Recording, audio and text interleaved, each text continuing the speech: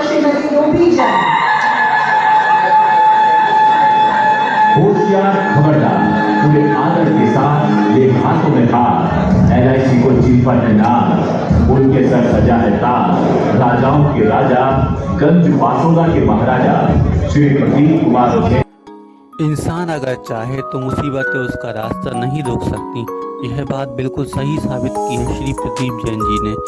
Insurance के field में बड़े बड़े रिकॉर्ड बनाकर उन्होंने साबित कर दिया कि इंसान बड़ी बड़ी उपलब्धियां हासिल कर सकता है। चलिए जानते प्रदीप जी के विचार, उन्हीं की जुबानी।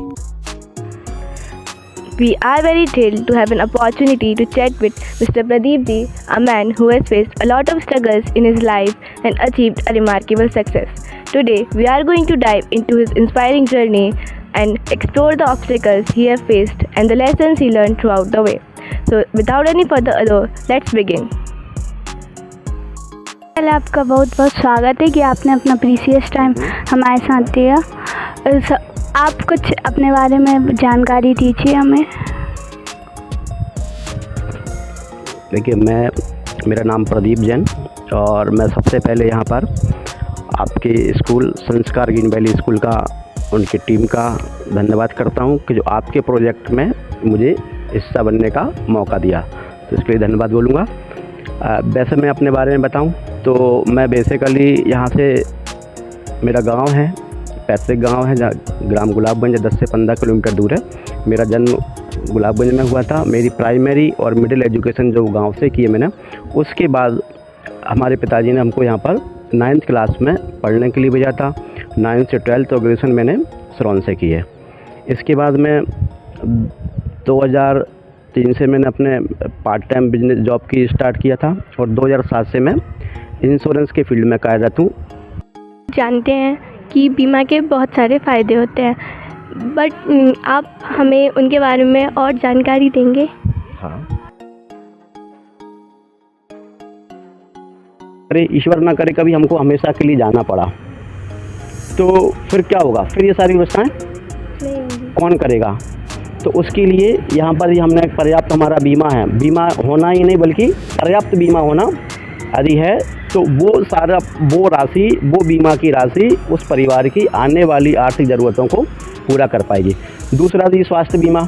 आज के टाइम में लोग महंगा इलाज सबसे ज़्यादा महंगा होता जा रहा है ना। बहुत सारे हम लोग देखते हैं कि कभी घर में किसी एक व्यक्ति को बीमारी आ गई और 1-2 लाख रुपए का बिल हॉस्पिटल का जरा में बनने में देर नहीं लगती, तो परिवार की आर्थिक स्थिति एकदम से गड़बड़ हो जाती है। लेकिन यदि वहीं भी जो लोग पहले से उस बीमारी के लिए तैयार रहते हैं, वो लोग अपना बीमा करा के रखते हैं और वो जब हॉस्पिटल से आते हैं तो बड़े खुशी होकर आते हैं। उनको लगता ही नहीं है कि हम बीमार होकर आएँ। क्यों? क्योंकि उनको बीमारी से ज़्यादा खुशी इस बात की होती है कि मेरा कोई पैसा नहीं लगा, मेरा तो बीमा था, मेरे को बीमा। सर, जैसा कि हमें पता है कि हर इंसान की ज़िंदगी में एक ऐसा वक्त आता है जब उसे लगता है कि उससे नहीं हो पाएगा, उसे हार मान लेनी चाहिए। अगर आपकी ज़िंदगी में भी ऐसा वक्त आया था तो आपने उस समय खुद को कैसे ताकत दी, खुद का हौसला कैसे बढ़ाया? देखिए, ये सही है, लोगों के जीवन में बहुत सारे पड़ाव आते हैं और कई बार जब हम कुछ नया करते हैं तो बहुत सारी मुश्किलों का सामना करना पड़ता है। मैंने भी जब अपने एजेंसी कैरियर की शुरुआत की LIC में आने के बाद से, और 1 साल 1.5 साल तक मैंने काम किया, पार्ट टाइम काम किया, तो मुझे लगा कि नहीं यार, मेरे को ये काम अब फुल टाइम कर देना चाहिए।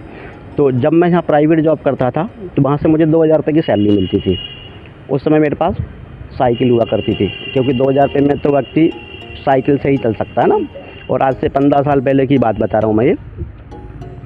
फिर मुझे लगा कि अब मेरे को ये काम को फुल टाइम कर देना चाहिए, तो मैंने बाइक ली और मैंने अपनी तैयारी की कि भाई अब मेरे को फुल टाइम जॉब करना है और मुझे फील्ड करना है। तो मैं सुबह से निकलता था और शाम तक यही काम होता था कि लोगों से मिलना और लोगों को बीमे के बारे में बताना है। लेकिन 8 दिन 15 दिन जब हुए और मुझे शायद एक भी व्यक्ति ऐसा नहीं मिला कि भाई हाँ, ये आप बताइए, आपको मुझे प्लान बहुत अच्छा लगा और मुझे ये कह दे कि आप प्रपोजल फॉर्म तैयार कर दीजिए, मुझे डॉक्यूमेंट बता दीजिए, मुझे क्या डॉक्यूमेंट देना और आपके पैसे बताइए, मैं पैसे पेमेंट करता हूँ। एक भी व्यक्ति मेरे को ऐसा नहीं मिला, तो मुझे बड़ी निराशा भी लगी। तो वो जो आपने बोला कि लोग के जीवन में ऐसे दिन आते, तो मेरे लिए शायद वो जीवन में वो दिन आया। तब मैं 1-2 दिन तक बहुत ही सीरियस हो गया, आराम करता रहा घर पे और सोचता रहा कि अब मुझे क्या करना चाहिए।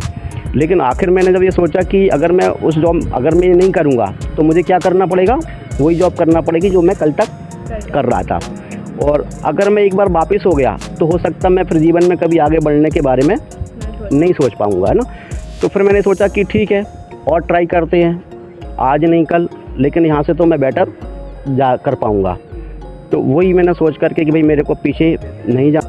सर, जैसे कि हम जानते हैं आजकल लोग अपना करियर अलग अलग फील्ड में बनाना चाहते हैं, लेकिन आपने अपना करियर बीमा की फील्ड में बनाने का डिसीजन क्यों लिया? देखिए, मैं ये अपने करियर के बारे में बताऊं तो सबसे पहले मुझे कुछ 4 लाइन याद आती हैं। जो हो गया उसे सोचा नहीं करते, जो मिल गया उसे खोया नहीं करते, सफलता हासिल उन्हें होती है जो वक्त और हालात पर कभी सोचा नहीं करते। धीरे धीरे जानकारी जुटाई, LIC के बारे में मुझे नॉलेज मिला और मैंने LIC को चुना। उसके लिए सबसे पहला कारण ये था कि यहाँ पे कोई इन्वेस्टमेंट नहीं है ना। ये जो जॉब है LIC का, जैसे जो मैं एक एजेंट के रूप में जब नियुक्त हुआ था तो मेरे को कोई भी किसी भी तरह का इन्वेस्टमेंट नहीं करना पड़ा। दूसरा, LIC का लोगों के में विश्वसनीयता LIC के प्रति, तो लोगों के प्रति भरोसा भी बहुत था। और आज हमने देखा कि जो LIC की सर्विसेज है, ज़्यादातर इंश्योरेंस में लोग देखते हैं, क्लेम को लेकर के देखते हैं कि दावा भुगतान, कोई भी इंश्योरेंस कंपनी दावा भुगतान का उसका रेशो क्या है कि भाई कितने कम समय में ये क्लेम पेमेंट करती है। यहाँ लोगों को पेमेंट लेने में कोई परेशानी तो नहीं आती। तो ये सब मैंने LIC में बहुत अच्छा लगा, तो इसको देख करके मैंने फिर LIC को ही चुना। सर, बहुत छोटे स्तर से आपने इतना बड़ा मुकाम हासिल करा, ये सब इतनी आसानी से तो हुआ नहीं होगा। आपको इन सब चीज़ें, ये सब मुकाम हासिल करने में किन किन मुश्किलों का सामना करना पड़ा, सर आप बताइए।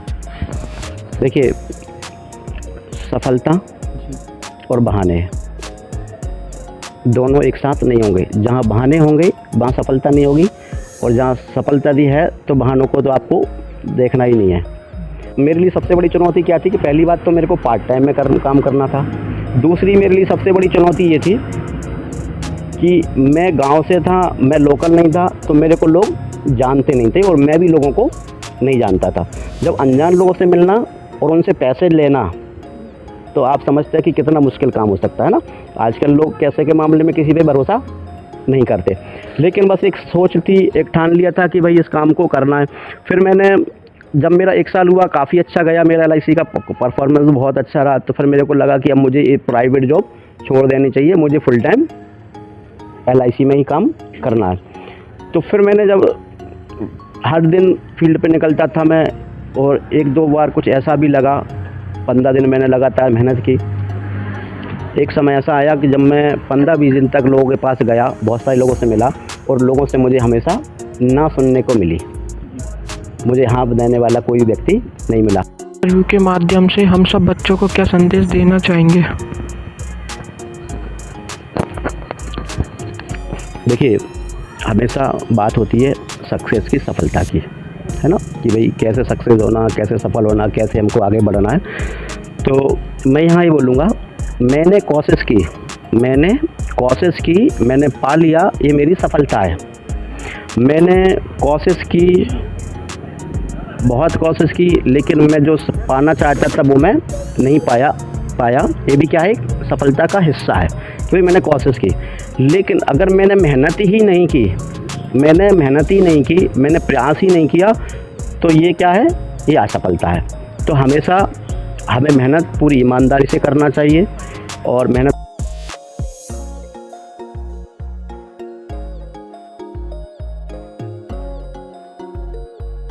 We are very inspired and motivated by your thoughts and your journey, sir. I hope you will guide us like this in future also. Thank you so much, sir, for sparing your precious time. Thank you, sir.